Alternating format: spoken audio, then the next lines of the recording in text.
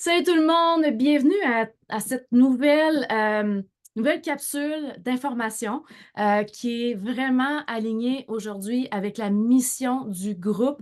Et on reçoit comme experte invitée aujourd'hui Catherine Delisle. Allô? Allô, ça va bien? Oui, ça va bien, merci. Donc, on n'a pas été capable de se mettre en live. Donc, bon, on fait l'enregistrement, Oui. ça va être aussi pertinent.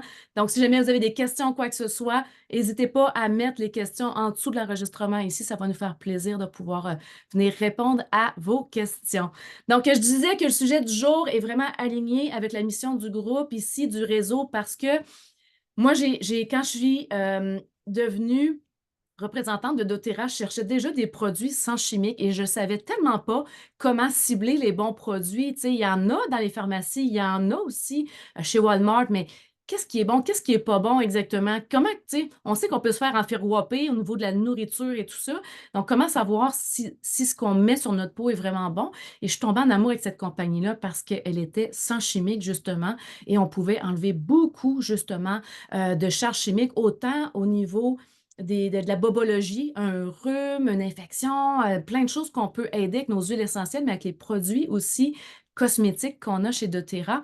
Donc, c'est complètement aligné avec notre mission ici, qui est finalement de reprendre du pouvoir sur notre vie et notre santé, d'enlever de la charge chimique alentour de nous, mais sur nous aussi et sur nos enfants, parce qu'on sait que ça a une répercussion sur nos petits chiens, nos petits chats, nos enfants, notre chum et tout ça, tout ce qu'on va parler aujourd'hui au niveau de l'épigénétique. Et on comprend que d'enlever justement de la charge chimique de notre vie, c'est de nous rendre service à nous, mais aussi à la Terre, parce que si on consomme des produits chimiques, définitivement, ça finit par se retrouver soit dans l'atmosphère ou soit dans le sol. Donc aujourd'hui, tu vas pouvoir nous parler de ça, Catherine. Donc, on comprend ici aussi sur ce groupe que l'humain et la Terre est vraiment intrinsèquement liés, justement, puis on peut utiliser justement ces produits de la Terre-là qui sont complètement naturels pour aider notre corps à s'auto-régénérer. Donc, vraiment contente de t'accueillir aujourd'hui. Je suis vraiment contente de t'avoir Vraiment. trouvé, de t'avoir trouvé sur Facebook. Donc, merveilleux Facebook. Quand on fait un live, ça va un petit peu moins bien, mais quand même. Donc, aujourd'hui, je te laisse aller, Catherine, avec ton sujet du Oui. jour. Catherine, qui est, ben, je te laisse t'introduire. Tiens, dis qu'est-ce que tu fais exactement. Donc, je te laisse le terrain. Donc, mon nom, c'est Catherine Bellil. Oh, C'est excuse-moi. pas grave. Et c'est ça, en fait, je suis fondatrice de ma compagnie Collabo Productions. Collabo Productions, c'est depuis 4 ans une compagnie qui accompagne des entrepreneurs qui désirent créer leur gamme de produits. Donc, que ce soit les produits cosmétiques de santé naturelle, les produits de soins pour les animaux, les produits même ménagers et alimentaires, on accompagne les entrepreneurs. Dans le fond, on est un service conseil qui va couvrir en fait toutes les étapes, que ce soit la recherche et développement pour le concept du produit, la formulation, la production jusqu'à la mise en marché. On offre aussi des services conseils pour après la mise en marché pour optimiser en fait soit le rendement des produits, donc au niveau monétaire, soit améliorer la stabilité ou la qualité, améliorer aussi, optimiser les processus pour que ça soit l'approvisionnement soit plus facile, que tout aille mieux en fait pour le propriétaire des produits, les propriétaires de marque. Donc, en gros, Collabo Production, c'est ça qu'on fait. Puis moi, je suis consultante dans ma propre compagnie et j'ai une équipe de consultants et de fournisseurs externes qui viennent soutenir en fait l'offre de service. Donc, voici pour la petite présentation. Je dois dire aussi que je suis biologiste de formation puis que j'ai œuvré presque 15 ans dans l'industrie pharmaceutique et biotechnologique. Donc, ce qui est en lien avec la réglementation, la qualité, la production, toutes les étapes de développement. Je mets mon expertise, mon background professionnel en industrie maintenant au service des entrepreneurs et des entreprises.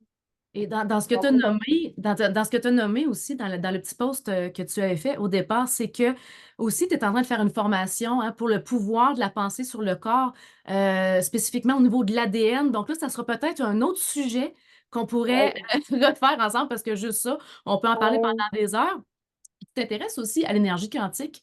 Donc, super intéressant, peut-être de te réinviter éventuellement. Donc, tu es pas que biologiste, tu as une vue d'ensemble beaucoup plus large de ce que je comprends. Exactement. Je suis quelqu'un de très curieuse intellectuellement, puis je m'intéresse beaucoup à la croissance personnelle et à tout ce qui est ben, c'est ça, la croissance personnelle, là, ça couvre plusieurs facettes, là. Il y a plusieurs approches pour améliorer notre bonheur, finalement, puis notre Oui. santé mentale et physique.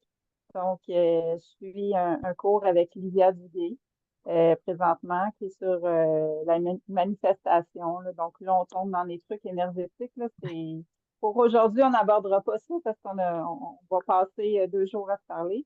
Oui. Mais on va se concentrer aujourd'hui sur vraiment mon background de biologiste au niveau génétique. Parce que quand on parle, quand Guylaine, tu m'as invité, c'était en lien avec l'épigénétique.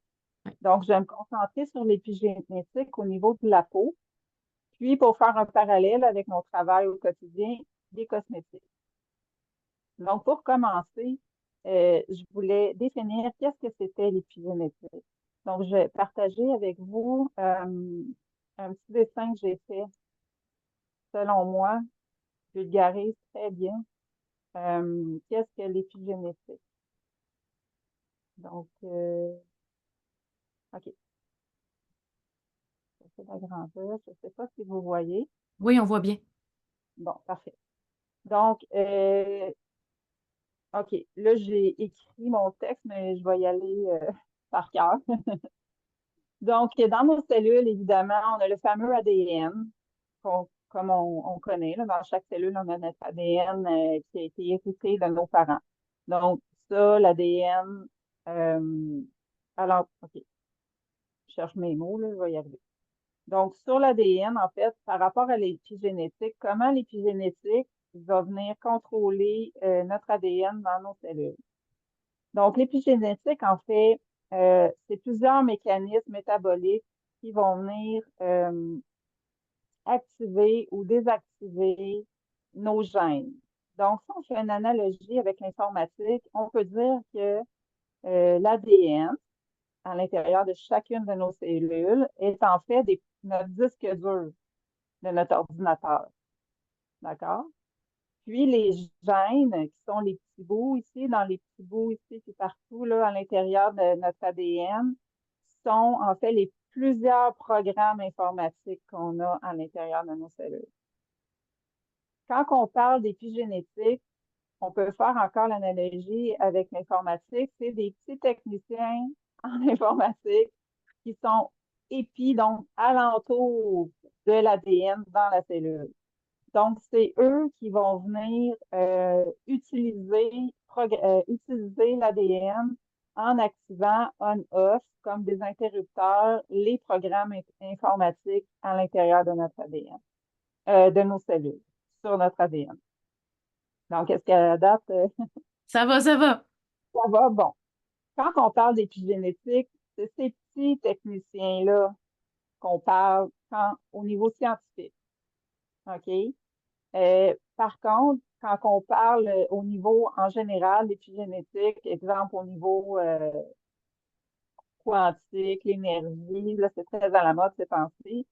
Là, ça va être on va faire plus référence à l'activité physique, à l'alimentation, la pollution, notre attitude qui inclut nos pensées, par exemple, le repos. Mais en fait, ça va venir influencer à l'intérieur de notre cellule nos petits techniciens qui sont, eux, au niveau scientifique pur et dur, le vrai épigénétique. Donc, c'est ça que je voulais clarifier aujourd'hui. Oui, les pensées, c'est de l'épigénétique dans le sens que ça vient influencer l'épigénétique. Même chose pour l'activité physique, l'alimentation, la pollution. Donc, si on prend deux jumeaux identiques, ils auront le même ADN. Par contre, à cause que leurs petits techniciens en informatique épigénétique ne seront pas influencés de la même façon, donc, les deux jumeaux n'auront pas le même taux d'activité physique, pas la même alimentation, ne seront pas nécessairement soumis au même niveau de pollution, ils n'auront pas nécessairement la même attitude. Un peut être peut avoir des pensées très positives. Tu sais, ça D'avoir va avoir un milieu plus sain alentour de lui aussi, probablement. ça, dépendamment, là. Oui, On prend un des jumeaux, puis on le met dans un milieu très dur avec oui. des paradigmes, des façons de penser qui sont très négatives, très, on allait dire castrantes, là, mais limitantes. Oui. Euh, il va se développer complètement différemment qu'un autre jumeau qui va être mis dans un milieu sain, avec plein d'amour, beaucoup d'activités physiques, repos, alimentation maximale, bref. Mhm. Euh, la différence, ça va être que l'épigénétique, les techniciens activeront pas les mêmes switches sur l'ADN. C'est ça qui va se passer. OK. Donc, ben c'est ça. Ça, c'était ma petite intro sur l'épigénétique. Je ne sais pas si tu as des questions, Guylaine. C'est Non, ça clair. va, ça va. J'avais juste hâte que tu parles des petits pitons, hein. Mais comment on fait pour Vraiment, activer un piton? oui, les switches, je vais vous donner un exemple. Une hormone va venir, une hormone dans votre système sanguin va venir activer les petits techniciens pour qu'ils allument tel switch. Donc, enfant devient adulte. Donc, la cellule, en mettant ça à on, va commencer à produire les hormones pour devenir adulte. Donc, l'hormone est un facteur d'influence sur l'épigénétique. Ça, c'est naturel. Euh, J'imagine que la gestion du stress aussi, tu sais, c'était pas dans ton petit ben, diagramme, c'est ça. mais n'empêche que la gestion du stress, c'est un peu ça aussi. Tu sais, le Non, cortisol, c'est une hormone qui est générée. exactement. Donc, ça aussi, j'imagine qu'il Exactement. y a une histoire de petits pitons activés ou pas, là. Exactement. Donc, si on a des pensées, on a développé une mauvaise habitude d'avoir des pensées anxiogènes tout le temps, donc être toujours à prévoir des drames qui pourraient survenir dans le futur, notre corps, automatiquement, notre pensée va influencer notre corps pour produire du cortisol. Donc, le cortisol qui est l'hormone du stress. Parce que là, le corps fait OK, là, tu as des pensées comme il va arriver quelque chose de dangereux, donc il faut que je me mette en mode réactif, là, il va arriver un mammouth, là. Donc, le cortisol va être sécrété pour survivre à l'agression. Puis le cortisol rentre dans la circulation sanguine. Puis c'est à ce moment-là qu'il va venir influencer votre épigénétique, là. Donc, tous vos organes, toutes les cellules de votre corps qui sont irriguées par le sang, on va venir allumer des programmes informatiques sur l'ADN qui ne sont pas nécessairement voulus, tu sais. Fait que notre corps va toujours être en état de Puis c'est là que, à la longue, tu sais, ça peut entraîner des problèmes de santé. Mhm. Fait que là, on a comme un peu, On a bifurqué un petit peu, je te laisse on a continuer. bifurqué un peu. Donc là, vous allez me dire, ouais, c'est quoi le rapport avec les cosmétiques? Bon. Fait que là, les cosmétiques, en fait, ce qui arrive, c'est que c'est un mélange hein, de produits, de molécules, soit d'origine naturelle ou d'origine synthétique. Puis, pour aujourd'hui, on va se concentrer sur ce qui peut arriver de plate. Euh, Pas de plate, mais en fait, le côté négatif de ce mélange-là, c'est que parfois, certains ingrédients qui sont tenus dans les cosmétiques ont été, euh, ont été prouvés avec des études toxicologiques et des études épidémiologiques euh, reconnus, en fait, soit perturbateurs endocriniens ou carcinogènes. Cancérigène, carcinogène, cancérogène, c'est des synonymes.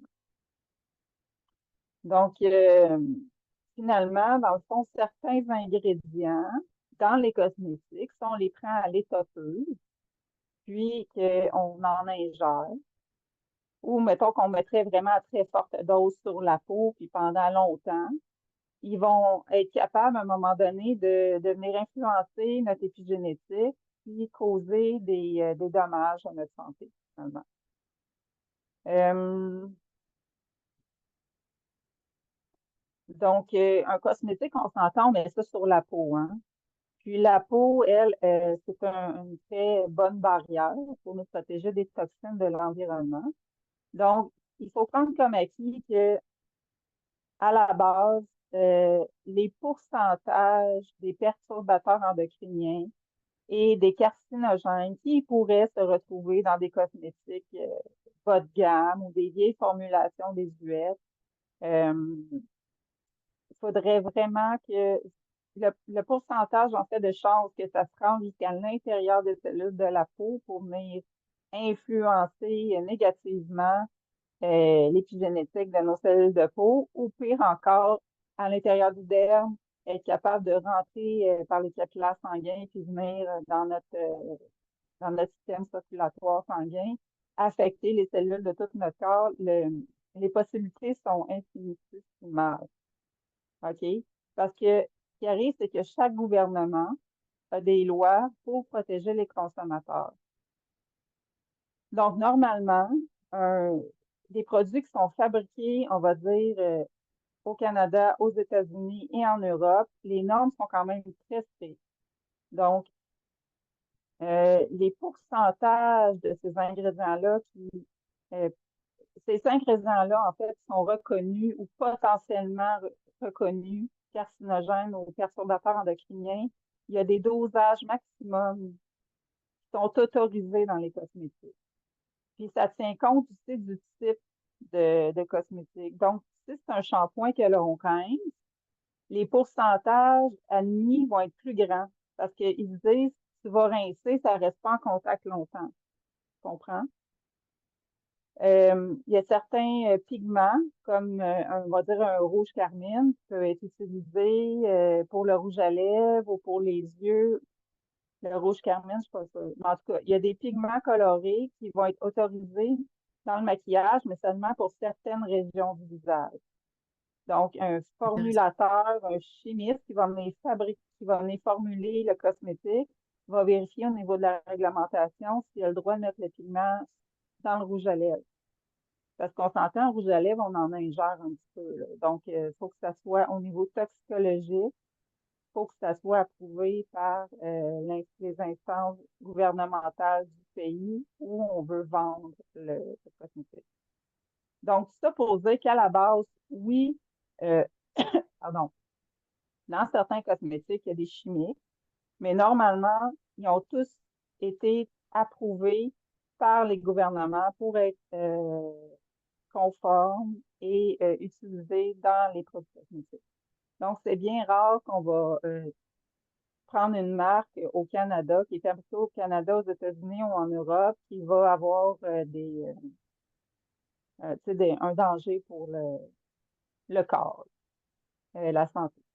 Mais si vous êtes comme moi, même s'il y en a un petit pourcentage, puis que les chances que ça ait un impact sont infinitésimales, on n'en veut quand même pas. Parce qu'on se dit, bon, premièrement, il y a l'environnement, là, tu sais, ça, on ne l'abordera pas non plus aujourd'hui, là, mais si c'est toxique, on ne veut pas en rejeter, puis on ne veut pas en utiliser. Oui, parce que c'est C'est pas donc, juste les cosmétiques, là, tu sais, c'est les cosmétiques plus les produits qu'on utilise pour nettoyer, plus ci, plus ça aussi. Donc, c'est sûr que non, un produit en tant que tel est peut-être pas nocif, mais je pense que l'accumulation de tout ça aussi peut avoir ouais, un impact, là. Sinon, on ne parlerait oui, pas puis tu justement de sais, perturbateurs au niveau hormonal, tu sais. c'est ça. Puis ça s'accumule dans notre eau potable, ça s'accumule partout.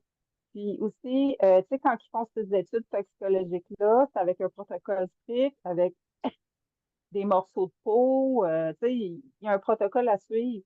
Donc, c'est pas, si votre peau est éraflée, si votre enfant passe son temps tu sais, un bébé là, qui se met la bouche sur votre épaule, là, puis si vous venez de vous mettre de la crème solaire avec un filtre chimique à l'intérieur, ben, il est en train de s'intoxiquer, là. Tu sais, Ouais, ça n'a pas été testé pour être sécuritaire pour un bébé qui lèche un peu la peau de sa maman, là. ouais, Donc, tu sais, on ne veut pas le porter sur nous, là, nécessairement. ouais. Même si c'est quand le cosmétique est utilisé de façon adéquate, normalement, pour l'usage qui a été fabriqué, il n'y a pas de problème. Mais fait que c'est ça le lien, dans le fond, entre les cosmétiques et l'épigénétique. C'est au niveau, dans le fond, c'est la toxicité. Euh, si je reviens à mes notes, là, en premier, je voulais définir aussi c'était quoi un perturbateur endocrinien, et vous donner des exemples, tu sais. Donc, un perturbateur endocrinien, ça réfère à des molécules qui peuvent interférer ou imiter nos hormones. Donc, les hormones, là, quand ils circulent dans notre système sanguin, c'est comme des clés qui vont venir s'insérer dans des serrures spécifiques dans les cellules pour venir activer l'épigénétique. Donc, il y a certaines molécules qui vont venir boucher ces serrures-là. Donc, ça va venir perturber notre système endocrinien en empêchant les hormones de bien faire leur travail.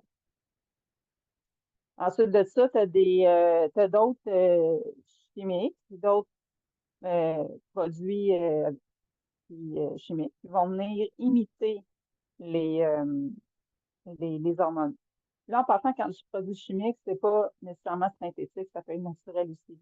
C'est un chimique, dans le fond, c'est une molécule, c'est chimique. De l'eau, c'est chimique. De l'eau, c'est H2O, là, c'est une molécule en chimie, là, tu sais, qu'on utilise. Donc, euh, donc c'est ça. Donc, faut pas aussi prendre pour acquis, une autre parenthèse ici, que quand c'est naturel, c'est inoffensif, ou qu'on peut en boire, là, puis il n'arrivera rien. Là. C'est comme faire un parallèle avec les huiles essentielles, là, c'est totalement naturel, mais c'est tellement concentré, la concentration fait le poison. Il faut quand même les utiliser intelligemment, même si c'est des produits merveilleux, merveilleux. Euh, donc, les perturbateurs endocriniens, c'est ça. Ça va venir en fait perturber notre système endocrinien, tout ce qui est nos hormones. Donc, je vais vous donner des exemples. Fait que tout ce qui est parabènes, donc méthylparabène, propylparabène, butylparabène, on en voit de moins en moins dans les formulations parce qu'ils sont aussi allergéniques.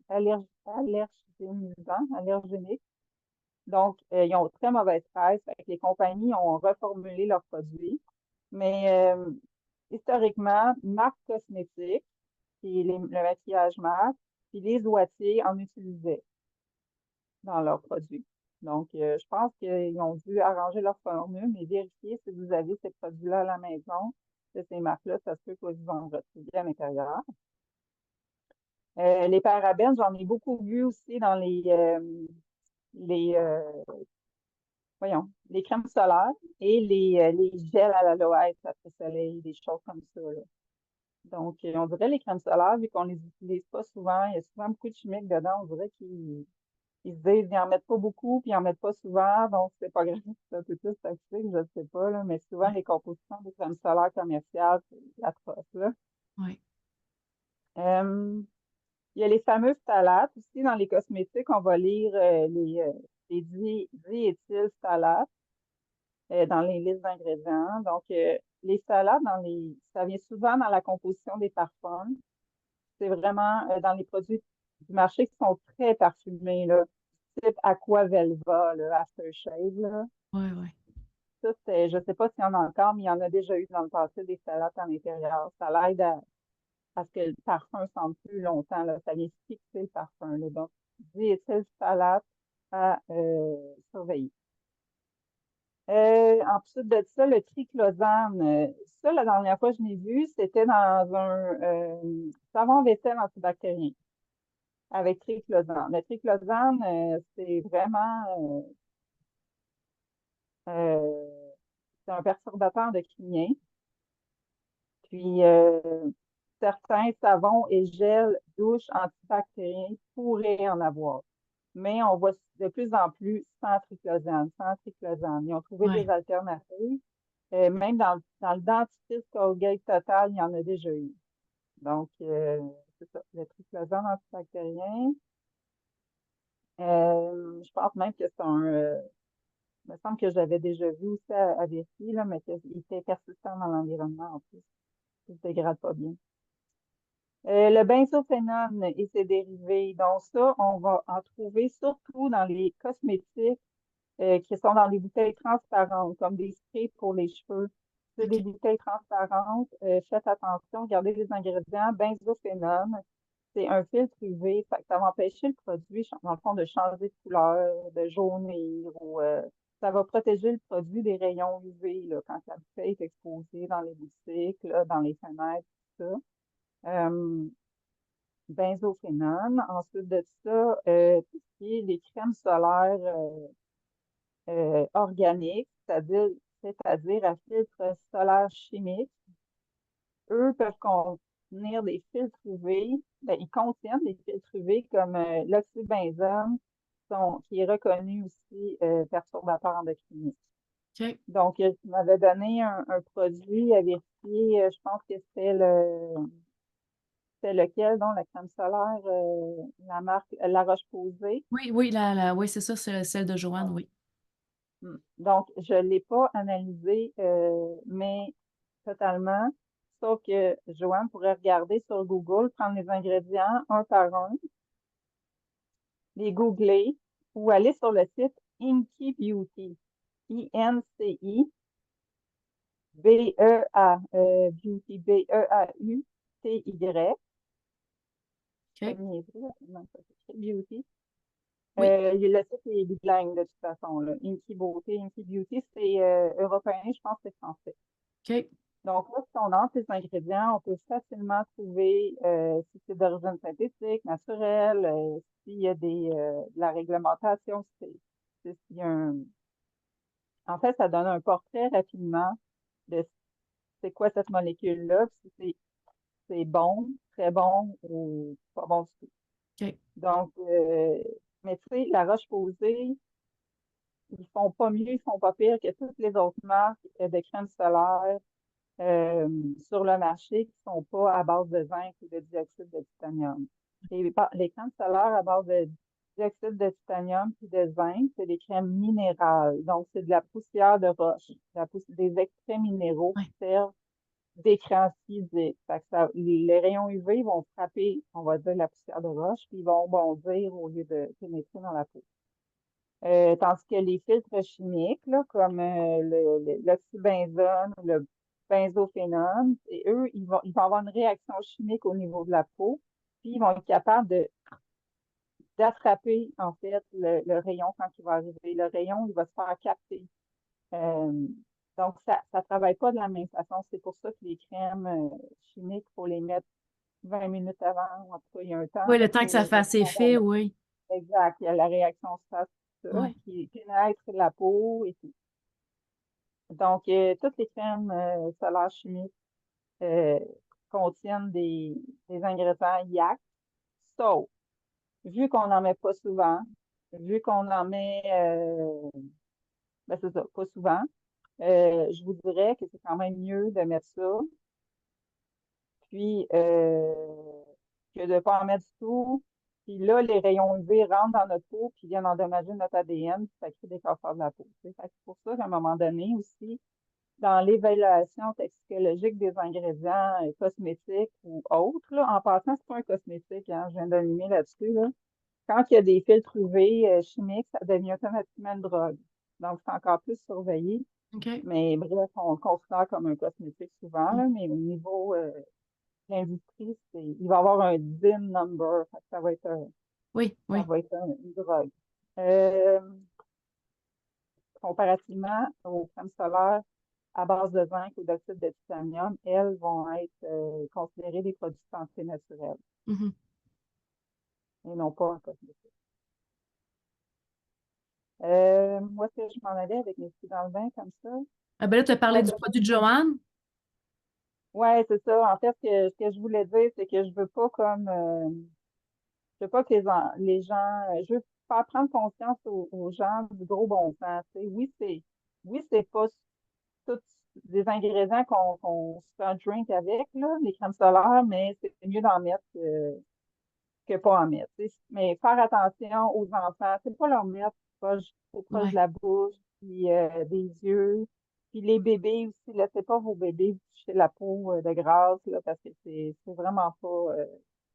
Tu sais, le bébé, il va métaboliser chimique, il va l'excréter, mais ça, on veut pas qu'il en ait dans son petit corps pour, là. Tu Ouais, sais, c'est pas, exactement. faudrait qu'il en boive beaucoup pour que ça fasse un effet grave sur sa santé, là, mais quand même.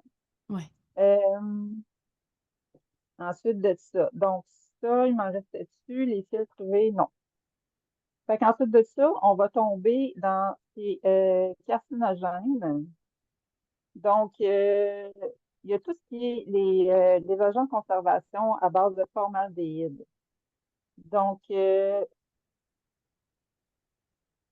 pourrais en nommer plusieurs, mais peut-être je pourrais les envoyer après le Ouais, live. c'est ça. Envoie-moi le document. Je pense que ça va être plus Euh, intéressant pour qu'on puisse aller voir nos produits. OK. Ensuite, il y a du dioxane, les parabènes qui reviennent encore, le triclosane qui revient encore, qui est carcinogène, composé de goudron de houille qu'on peut retrouver dans les shampoings antipelliculaires. Il est reconnu carcinogène. Par contre, vu qu'on ne l'utilise pas souvent, c'est dans un produit rincé, les chances que ça affecte notre épigénétique, c'est vraiment faible. Tu sais. Mhm. Puis aussi, en 2006, le fameux dioxyde de titane qu'on retrouve dans les crèmes solaires, qu'on retrouve dans notre vinaigrette César et concombre, qu'on retrouve dans le glaçage de gâteau aussi. Tout ce qui OK. est blanc, en fait, le dioxyde de titane il est utilisé en cosmétique, en filtre UV minéral. Il est utilisé en cosmétique comme pigment blanc et en alimentaire aussi comme pigment blanc. Donc, en 2006, le Centre international de recherche sur le cancer, le CIRC, a classé le dioxyde de titane dans le groupe de substances cancérogènes possibles pour l'homme. Fait que présentement, il est possible, il n'est pas encore. Ouais. euh, donc, ça, c'est lorsqu'il est inhalé, quelle que soit la taille des particules, c'est-à-dire des particules nano, c'est-à-dire vraiment assez petites pour être capable de rentrer dans les cellules, ou non. Puis en France, là, comme colorant dans l'industrie alimentaire, il est interdit depuis 2020. Fait OK. que c'est quand même assez récent. Mais au Canada, il est encore autorisé. Fait que si vous voulez pas manger de la crème solaire, regardez vos ingrédients de vinaigrette César, vinaigrette au concombre, tout ce qui est blanc, glaçage de gâteau du marché, là, déjà tout fait. Il y, il y en a dedans. Vous pouvez vous en mettre là, de la belle crème solaire à odeur de vinaigrette César. Là. Au cocombe. C'est- Ouais. Ah oui, concombre, on Ben a oui, un peu concombre, tu sais, on voit base. ça souvent. Il Un est soin. long. Ah oui. Donc, écoute, ça fait combien de temps là, qu'on est là? Il Un reste-tu petit peu 30 plus qu'une minutes? demi-heure. Oui, on a 35 minutes de fête à peu près, là. Bon, fait que j'ai presque terminé, puis je vais faire ça plus rapidement. Une petite parenthèse au niveau des huiles essentielles. Donc, les huiles essentielles dans les crèmes solaires, euh, euh, excusez, dans les cosmétiques en général, le pourcentage est quand même souvent en bas de 1% pour chaque individuellement. Là. Tu sais, on va mettre, exemple, l'eucalyptus, on va mettre de la lavande, c'est ça. Souvent, c'est vraiment des petits pourcentages. Dans les produits doTERRA que j'ai regardé, c'est-à-dire le shampoing protecteur, le beurre corporel et la crème hydratante, selon l'ordre qu'ils apparaissent dans la liste d'ingrédients, tout est en bas d'1%. Donc, c'est surtout pour parfumer les produits. Donc, il n'y aura pas normalement, il semble, vu que c'est en bas d'1%, ça me donne l'indice qui suit vraiment les normes par rapport aux huiles essentielles, Oui. puis il n'y aura pas d'impact sur l'épigénétique. C'est vraiment pour parfumer, il n'y aura pas d'effet thérapeutique. Par contre, si on l'utilise pur ou juste un peu dilué, puis qu'on en met souvent, puis qu'on en met sur une grande surface de la peau, là, oui, peut rentrer dans le système Oui, oui. sanguin. Là. Oui, oui, c'est ce qu'ils disent aussi. C'est comme ça qu'ils nous l'enseignent aussi. Oui. Mais là, je parle vraiment des petits pourcentages dans les formulations cosmétiques. Oui. Euh, donc, c'est ça. En conclusion, il y a des normes gouvernementales pour surveiller si les industries ont le droit ou pas le droit de mettre dans les cosmétiques. Si on achète des produits qui sont fabriqués au Canada, aux États-Unis, en Europe, il y a pas de problème. Si vous voulez les normes les plus strictes, ça va être en France. Faites attention à ce que vous achetez sur Amazon ou Ouais. en ligne, là, bref, sur des grosses plateformes, parce que des fois, c'est qu'en Chine, c'est pas les mêmes normes. Donc, c'est là que vous pouvez trouver beaucoup de conservateurs du formaldéhyde, des relâcheurs de formaldéhyde. Fait que au niveau, au fur et à mesure que le produit va vieillir, il va toujours un peu de formaldéhyde de sécréter. C'est formulé comme ça pour conserver le produit, là. Fait que OK. faites attention où est-ce que le produit est fabriqué. Chaque pays a sa propre réglementation. Puis c'est ça, j'ai regardé les produits de Terra, là, au niveau cancérigène puis perturbateur endocrinien, il y a vraiment absolument rien qui est ressorti, qui avait ça, des Ah, ingrédients potentiellement dans ces catégories. Ensuite de ça, Karen Jonca non plus. Euh, Dans sa crème visage jeunesse internelle, il y a du dioxyde de titanium. Mais tu sais, comme j'expliquais, c'est probablement pour la couleur blanche. OK. Puis c'est potentiellement cancérigène, mais quand on s'en met sur la peau puis qu'on ne le mange pas, puis de toute façon, il y en a dans votre vinaigrette, là. Fait que- Ouais, c'est ça. Il y a personne qui est mort à date de ça, là, mais n'empêche que c'est ça. On veut Non! pas, on n'aime pas ça d'en mettre dans notre corps pareil, là, ou sur notre Non, corps. non. Mais il y en a, tu sais, parce que ça, à un moment donné, il faut être cohérent. Tu sais. On peut pas dire j'adore la crème de Karine Jonca, mais j'en mettrai pas parce qu'il y a un petit peu de dioxyde de titanium dedans. On- Après ça, on va se maquiller, puis il va en avoir plein dans le maquillage que vous allez vous mettre, parce qu'il Ouais, ouais. y en a dans le maquillage comme pigment blanc. Ensuite, il y en a dans votre nourriture au Canada. Donc, ça, à un moment donné, il faut faire la part des choses aussi, là. Ouais. Donc, Karine Jonca, c'est approuvé, aucun perturbateur endocrinien ou cancérigène dans la crème jeunesse originelle. Génial. Donc, ça conclut la présentation. Génial. Merci. Merci beaucoup, Catherine, d'avoir été là. Puis Ça j'ai me vraiment le fait goût de te plaisir. réinviter pour tout ce que tu as parlé au début, là, tout ce qu'on a parlé, l'énergie quantique et tout ça. C'est tous Euh, des sujets qui m'intéressent super gros, qui nous intéressent parce que les gens, ici, moi, je parle beaucoup justement des pensées, comment ça influence notre corps, comment est-ce que ça peut nous rendre malades et tout ça. Donc, clairement, il y a vraiment un impact dans tout ce qui c'est est vraiment, énergétique aussi. Donc, c'est ouais. intéressant comme sujet, là. Ouais, puis continue, c'est vraiment super ce que tu fais, hein. T'es bonne, tu couvres plusieurs aspects, c'est vraiment intéressant. Merci, c'est gentil. Fait que merci d'avoir été avec nous. Donc, je te souhaite une bonne game de golf. Tu t'en vas là tout de Oui, suite après. Il on fait va beau, voir. donc on en profite.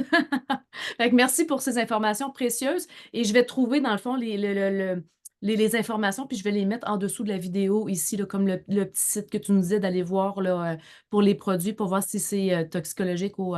Beauty et, voyons, j'ai un blanc de mémoire parce que je veux le dire rapidement. EGW, EGW, ça va pas long, je vais aller voir sur Internet. Ben, tu pourras me l'envoyer par Messenger si tu veux, puis moi, je le retransférerai sur le groupe. EWG, OK. et Environmental Working Group, OK, parfait. EWG. Donc, c'est ça. Merci beaucoup, Guylaine. Bonne Ça journée à fait toi. plaisir. Merci. Bye Bye. bye.